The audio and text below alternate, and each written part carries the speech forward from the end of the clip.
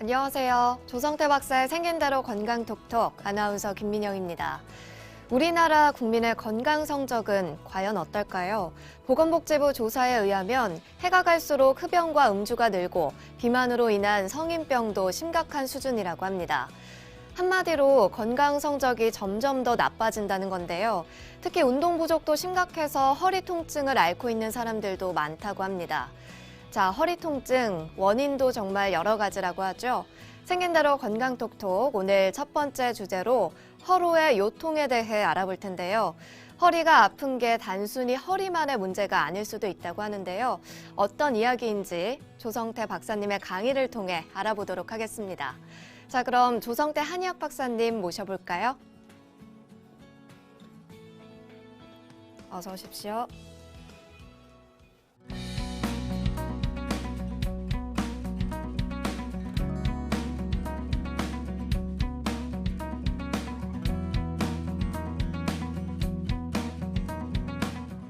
네, 오늘은 이제 요통에 대한 얘기인데 그 중에서 허로에 의한 요통입니다. 허로라는 것을 많이 들어보셨겠지만 정확한 그 허로증에 의한 요통을 판별해내기란 그렇게 쉬운 거 아닙니다. 연세가 드시면서 모든 기능이 쇠해져 가면서 나타나는 노인들 또는 60세 이상의 어르신들의 요통이 되겠습니다. 그냥 지내는 사람도 있지만 사실 허로증에 의한 요통 때문에 고통받는 사람들이 많은데요. 이 허로증에 의한 요통은 사실은 퇴행성 질환들이 많고 진액이 고갈돼서 나타나는 이러한 증상들이 많기 때문에 사실 본인은 괴로워도 검사상에 특별하게 나타나지 않는 경우도 많고 또는 조직들이 퇴화돼서 나타나는 것이다 이렇게 얘기하는 경우도 많습니다. 그럴 때 한의학에서는 어떤 관점에서 치료해서 요통을 치료하는지 허로에 대한 요통에 대한 얘기가 되겠습니다. 허로증이라는 것은 피모 그다음에 기육, 근, 맥, 골, 수, 기혈, 진액이 다 부족한 것 또는 고갈된 것이다 이렇게 얘기를 했습니다. 의사에 이렇게 정의를 하고 있는데요. 피부가 쭈글쭈글해지죠. 피부 기육이. 그래서 자꾸 이렇게 늘어지는 겁니다. 마찬가지예요. 허리 주변에, 허리뼈 주변에, 디스크 주변에 이런 것들이 다 늘어지는 거예요. 근맥 이런 것들이 제 기능을 잘 못해서 허로에 의한 통증이 나타나는 것이죠. 또 허로에 의한 요통뿐만 아니라 허로증에 대한 여러 가지 증상들이 나타나는 거예요. 뼈골이 쑤시다, 여기저기 쑤시면서 아프다, 어깨가 잘 안 올라간다, 옆구리가 아프다, 뭐 무릎이 아프다, 발목이 아프다 이런 여러 가지 다양한 증상들이 나타날 수가 있고 다양한 증상들이 동반되는 경우가 많이 있습니다. 허로증의 일반적인 증상입니다. 허로증의 증상은 정말로 많습니다만 그 중에서 일반적인 증상은 식사하는 양이 자꾸 줄어들어요. 그래서 체중이 차츰 빠지는 것이 사실은 자연적인 현상인데 그것을 불편해하는 사람들이 많아요. 너무너무 밥맛이 없다. 먹어서 기운을 차려야 되는데 너무너무 밥맛이 없다. 이러면서 고통스러워하는 경우가 있습니다. 또 정신이 자꾸 어두워진다. 깜빡깜빡거린다. 맑지 못하다. 심지어는 머리가 맑지 못하다. 눈이 침침하다 이렇게 오는 사람도 있습니다. 그걸 주소증으로. 그것도 허로의 증상 중에 하나입니다. 그 다음에 이제 유정 몽설이 있습니다. 저절로 소변에 정이 새는 것이죠. 또는 잠자다가 뭐가 흘러나오는 것이죠. 정액 같은 게. 또 대변을 볼 때 조금 나온다고 그러는 그런 사람들도 있습니다. 몽설, 꿈을 꾸면서 정액 같은 게 새 나오는 경우도 있습니다. 이건 굉장히 큰 병입니다, 사실은. 진액이 그러지 않아도 고갈되는 그런 상황인데 새 나가니까 어떻겠어요? 아주 뭐 정신을 못 차립니다. 너무너무 힘들어합니다. 이거는 한의학적으로 잘 치료됩니다. 또 허리, 오늘이 허리의 요통이죠. 허리가 아프다, 등이 아프다, 등살이 바르다. 등이 그냥 뻐근하고 등살이 발아서 죽는다고 그래요. 서 있질 못한다고 그래요. 이 등이 아픈 것은 사실은 그냥 예사로 넘겨야 되는, 예사로 넘겨도 되는 그런 증상이 아닙니다. 등이 아프다 그럴 때는 이거는 전기가 특히 고갈된 것이기 때문에 전기를 돋궈주는 이러한 특수한 치료가 있습니다. 그 다음에 가슴이 아프다, 옆구리가 결린다. 이곳에 근육과 뼈가 당기고 결리고 아프다. 이런 것들이 이제 허로증의 일반적인 증상입니다.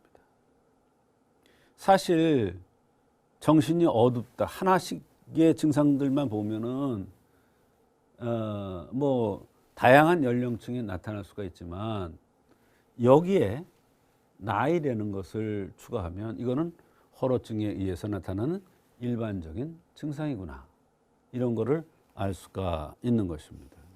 그건 또 따로 구별해서 치료를 하고 진단을 해야 되는 것입니다.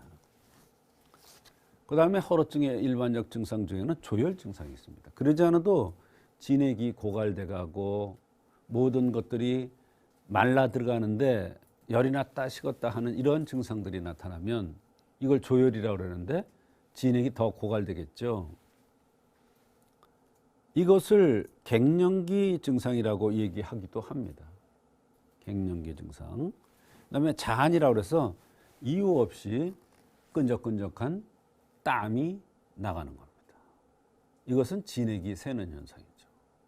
이건 허로증의 일반적인 증상인데 사실은 굉장히 기운을 뺏어갑니다. 진액이 뼈골로 가고 관절로 가고 이래야 되는데 이게 자안으로 새 나가면 문제가 크죠. 가래가 끓는다. 사실 연세가 드시면 가래가 있어서 자꾸 이렇게 하는 경우가 있습니다. 헛기침이라고 그러죠.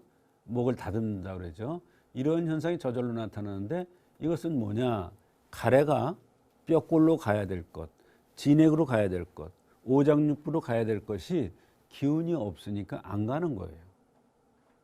그럴 때 이 가래만 없애는 치료를 하는 것이 아니라 오장육부로 또는 몸의 제자리로 돌아가도록 하는 이러한 치료를 해줘야 근본적으로 치료가 됩니다. 사실 이 가래가 목에 낀다 이런 현상도 사실은 허로증에서는 굉장히 중요한 증상 중에 하나가 되겠습니다. 그 다음에 허로에 의한 기침이 있어요.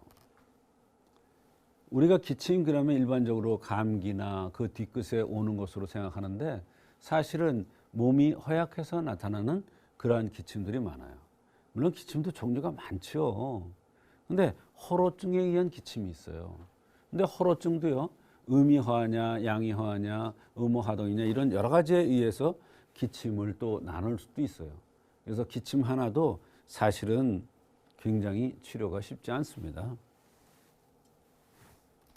요통의 한의학적인 관점은 허리가 아프다고 허리만 치료하는 것이 아니고 전체적인 모습, 나이라든지 동반되는 증상이라든지 이런 걸 전체적으로 봐서 요통을 치료해야 되겠다. 전후 좌우를 살펴서 원인을 찾고 그 원인을 없애주는 치료를 해야 된다.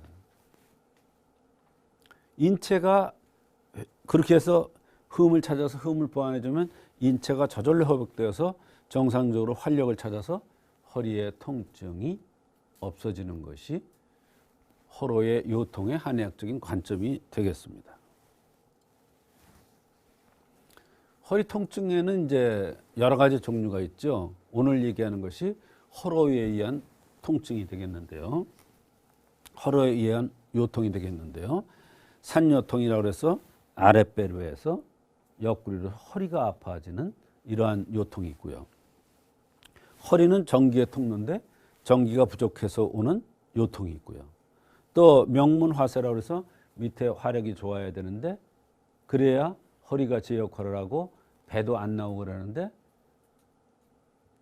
화력이 부족해지니까 화롯불이 꺼지니까 배가 자꾸 헛배가 부르고 그거에 따라서 복부율동이 안 되니까 뒤에 허리가 아픈 거예요.